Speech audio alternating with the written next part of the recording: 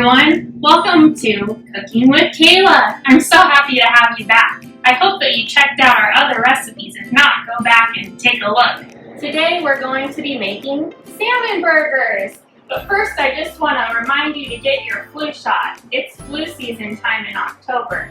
So it's time to get that flu shot and make sure that you stay healthy. So we're going to get going on our salmon burgers. They make a wonderful meal and they're really easy. You can get it done in less than 30 minutes. We're going to start with 1 pound of salmon.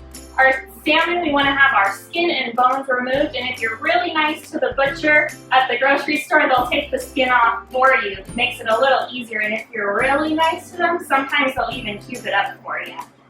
Salmon's going to be a good source of protein. It has less saturated fat than red meat, and it has omega-3 fatty acids, which is an essential fatty acid. It means that you have to get it from eating your food. It's good for your heart and it's good for your brain because omega-3 fatty acids is part of all the membranes that surround all of the cells in your body. So the American Heart Association actually recommends eating about 2 servings of fish, especially the fatty fish, per week to help to keep you healthy and to help prevent strokes and different heart ailments. So if you don't have fresh salmon, you could also use canned salmon for this recipe. You just want to make sure you have at least 12 ounces. Or you could even use leftover cooked salmon that you had from a different meal. So let's get started. Let's first put our salmon into our food processor.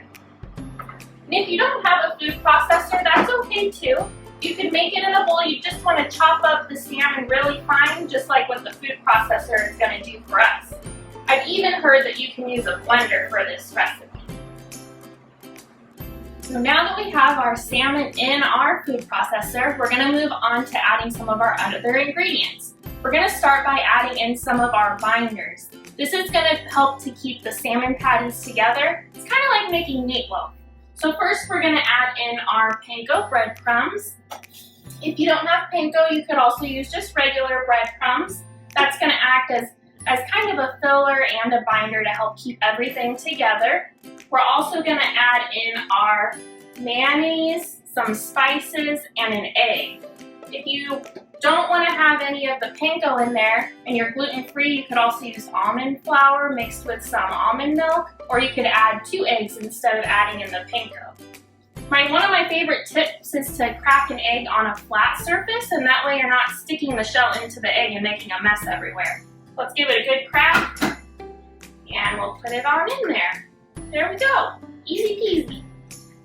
Next we're going to add in our mayonnaise. We have some mustard for flavor. It's also going to act as a binder. Some paprika, garlic powder. You could use fresh garlic if you wanted. Some pepper and some salt. I would just recommend omitting the salt if you're using the canned salmon because it's already pretty salty. In it goes. Everything into the hot tub. We're also going to add in some green onion for flavor. That's the one that looks like this, and we're using 3 of them today. I like to chop them up ahead of time because if you leave them in too big of pieces, it's hard for the food processor to chop them up. So in they go. And I like to add just a little bit of lemon zest, just to add a little bit of freshness to the dish. And you don't want to get any of the pith part, the white part, because that part's a little bit bitter. So use as much or as little as you like. And lastly is our Worcestershire sauce. I said it right. It's our savory umami flavor. It's going to add dimension to our dish. It's going to be like a flavor booster. If you don't have Worcestershire sauce in your pantry, you could go ahead and use soy sauce or fish sauce. It's just going to add a good savory flavor. We're going to add about 1 teaspoon of that before we give everything a whirl. In it goes. Looks really good. Lots of colors, lots of flavors going on. Give it a good snap and just pulse it. Oops, we forgot to add our capers. They want to be part of the party too.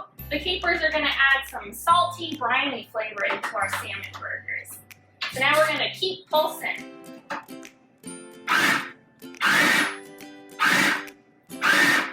We don't want to get it too fine. We still want to have a few small chunks of salmon in our burger, so you can pulse until it's the texture that you desire. That's looking good to me.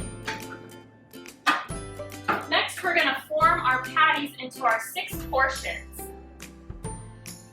Here's what it looks like. It looks really good. So what I like to do is kind of just put it all onto a plate.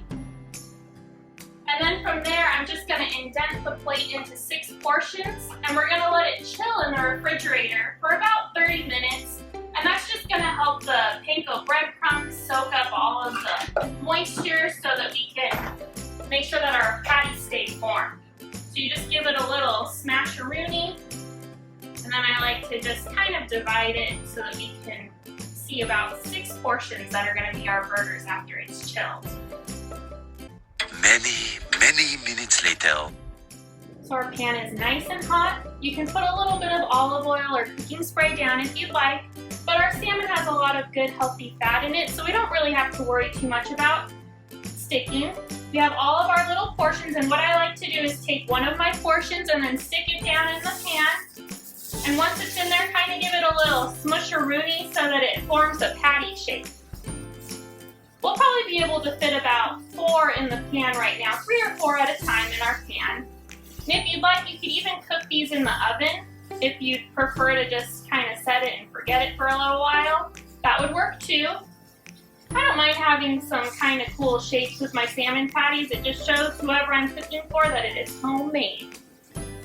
We're gonna let these cook for about 3 to 4 minutes on one side, and then we'll give them a flip. So it's been about 3 minutes, and I know my patties are ready to be flipped because it's starting to look a little bit opaque around the bottom there.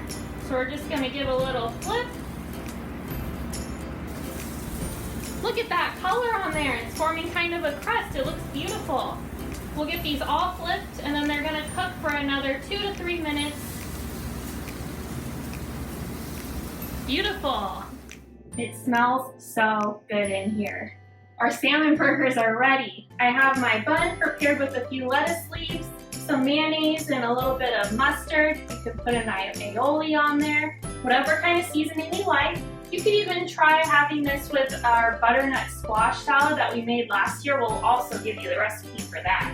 Make a really good accompaniment for this. Ooh, look at this. This looks delicious. Put it on a bun. You could put the salmon patty into some lettuce and have a lettuce wrap. You could crumble it up and put it on a salad. I've also found that you can freeze these really well. You can put them in the freezer for about 3 months, and I like to pop mine into the toaster oven after I've defrosted it for just 1 toaster cycle, and you've got quick dinner on a busy night. So I hope you enjoyed making these salmon burgers, and don't forget to get your flu shot. And always remember to be gentle with yourself.